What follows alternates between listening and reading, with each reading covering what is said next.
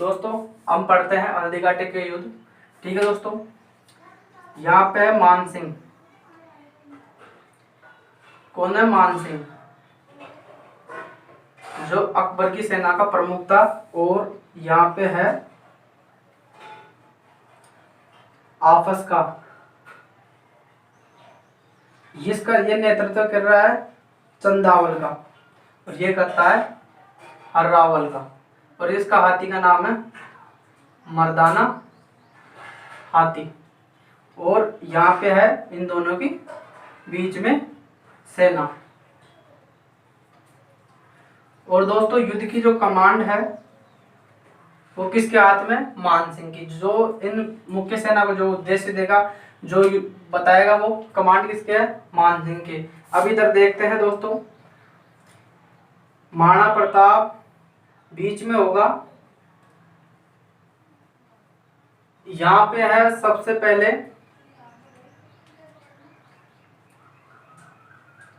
हकीम खा सूरी।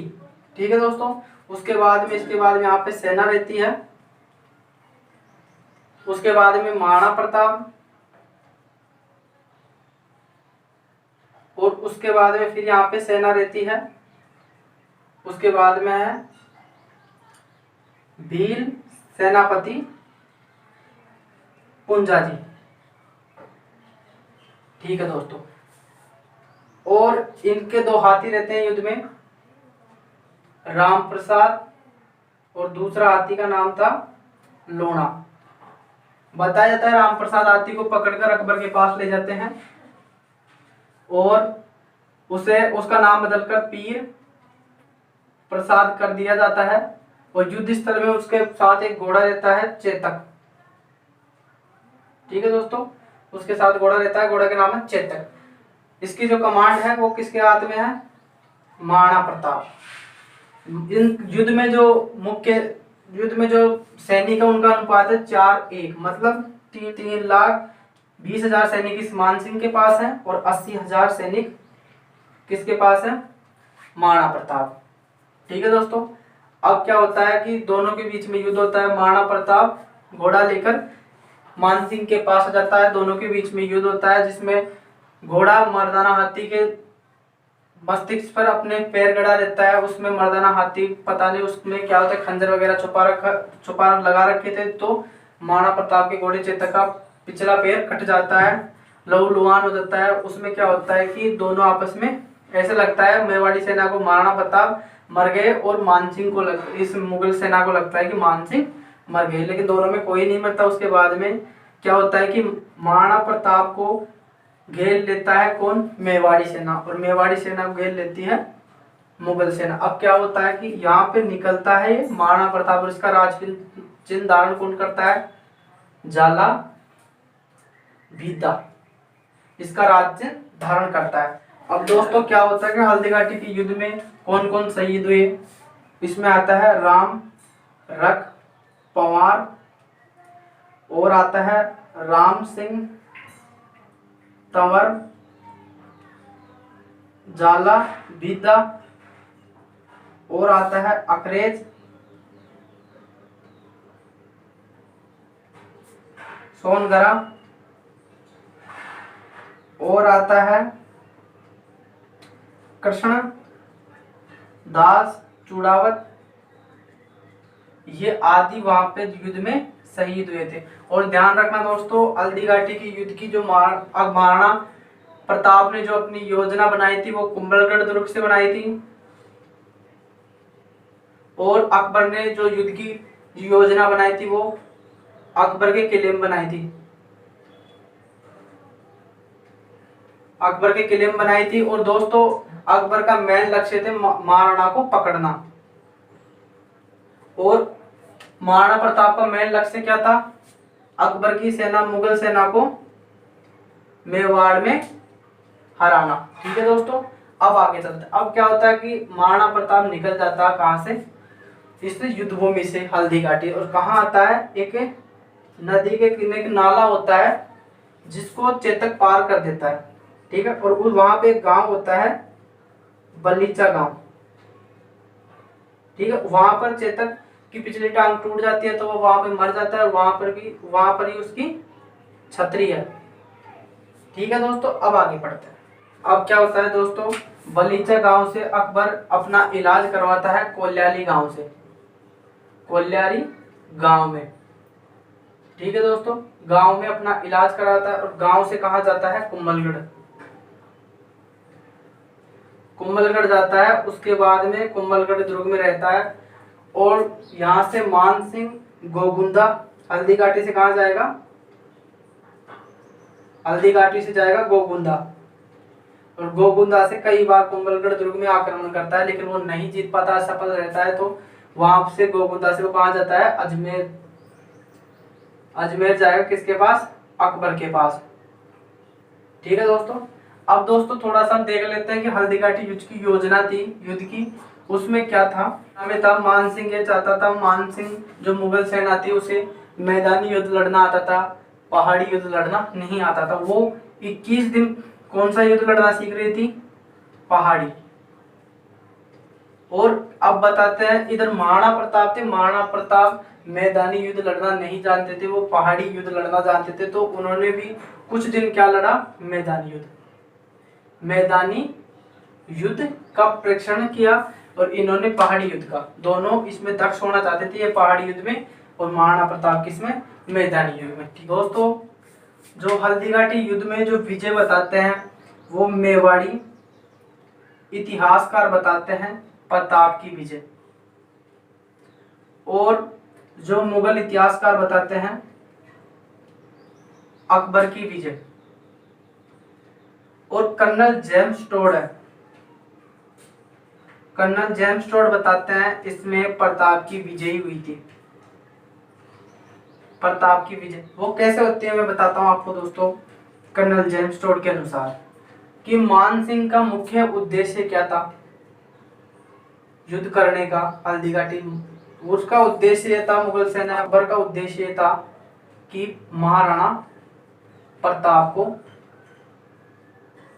बंदी बनाना, उन्हें पकड़ना। लेकिन ऐसा नहीं हुआ, महाराणा प्रताप तो यहाँ से युद्ध स्थल से चले गए थे, उसके बाद में उनके हाथ नहीं आए। उसके बाद बताते हैं जब मान सिंह के उनके हाथ में नहीं आए तो उनका युद्ध करना तो असफल हुआ। इसी कारण बताते हैं महाराणा प्रताप इस युद्ध में विजयी रहे।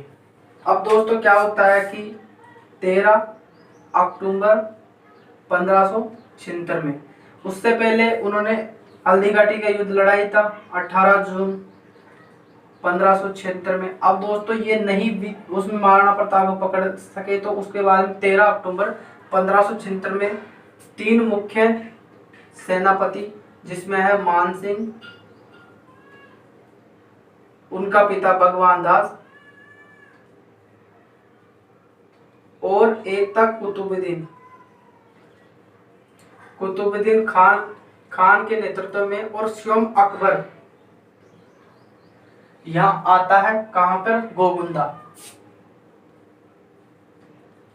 गोगुंदा पर अपना अधिकार कर लेता है और उसे वहां पर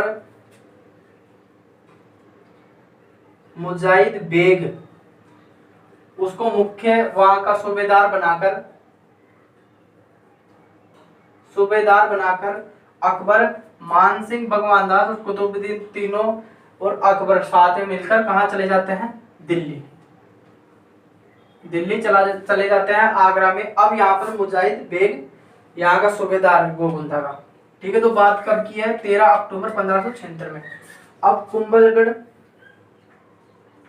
कुंभलगढ़ दुर्ग में कौन था, महाराणा प्रताप। हल्दी घाटी के युद्ध से कहाँ आया था महाराणा प्रताप, कुंभलगढ़ दुर्ग में। अब यहाँ से मेवाड़ी सेना जाती है, गोगुंदा पर अधिकार कर लेती है और मुजाहिद खान बेग को, सूबेदार को मार देती है। ठीक है दोस्तों, इसका ये आक्रमण भी असफल रहा, ये 18 जून वाला भी असफल रहा और 13 अक्टूबर 1576 वाला भी असफल रहा। दोनों 18 जून 1576 हल्दी घाटी भी असफल रहा, नहीं पकड़ पाए। उसके बाद में 13 अक्टूबर 1576 इसमें भी नहीं पकड़ पाए। 3 मुख्य सेनापति मान सिंह, भगवान दास और कुतुबुद्दीन सहित अकबर आए थे, उन्हें और मुजाहिद बेग को गोगुंदा का वहां पर सूबेदार बनाया, लेकिन कुंभलगढ़ से मेवाड़ी सेना ने मुजाहिद बेग को मार दिया और वहां पर अधिकार कर लिया। उसके बाद में उसे नहीं पकड़ पाए। उसके बाद में अब अकबर भेजेगा शहबाज खां को। ठीक है दोस्तों, वो भेजता है शहबाज खां को 15 और 15। यहाँ पे है अक्टूबर, ये है दिसंबर और ये है दोस्तों नवंबर। ठीक है दोस्तों, ये है चिंतर के बाद में इसे भेजेगा 1577 में, ये आएगा 1578 में और ये आएगा 1589 में। कौन आएगा तीनों में? वही है शहबाज खां। शहबाज खान आएगा, 3 बार आक्रमण करेंगे मेवाड़ पर। ये मेवाड़ पर 3 बार आक्रमण। ठीक है दोस्तों, 3 बार आक्रमण करेगा। 15 अक्टूबर 1577 में करता है। तो दोस्तों क्या होता है कि कुंभलगढ़ दुर्ग में कौन छिपा रहता है? महाराणा प्रताप। तो महाराणा प्रताप जब आक्रमण करा तब वहां से छोड़कर कहां चले गए? पहाड़ों में। और उस दुर्ग को किसे सौंप कर चले गए? उदय सिंह सोनगरा को। बताया जाता है कि जब यह आक्रमण किया शहबाज खां तो कुंभलगढ़ दुर्ग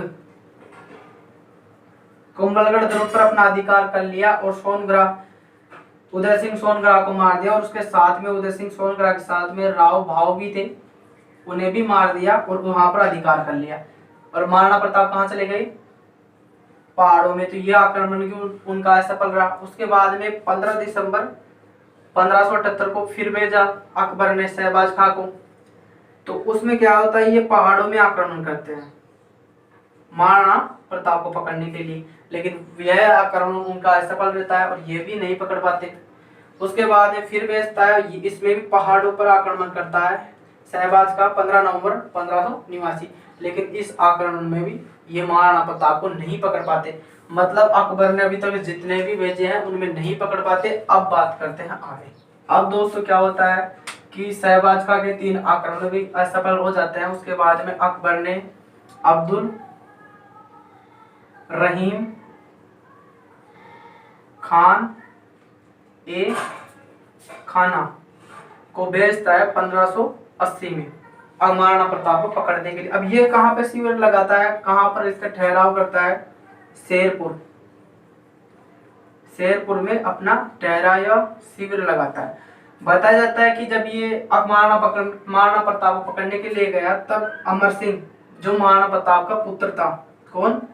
अमर सिंह ने यहाँ आकर अब्दुल रहीम खाना की 50 बेगम, ठीक है दोस्तों, 50 बेगमों को ले जाकर महाराणा प्रताप के सामने प्रस्तुत होता है। महाराणा प्रताप ने उन्हें ऐसे बोलता है कि हमें ऐसा नहीं करना चाहिए, आप उन 50 बेगमों को वहां पर वापस से शेरपुर जाकर शेर में छोड़ के आओ। बताया जाता है कि महाराणा अमर सिंह वहां शेरपुर में उनकी 50 बेगमों को छोड़ कर आता है। उससे अब्दुल रहीम खाना ये क्या करता है कि शेरपुर से कहां चला जाता है? आगरा।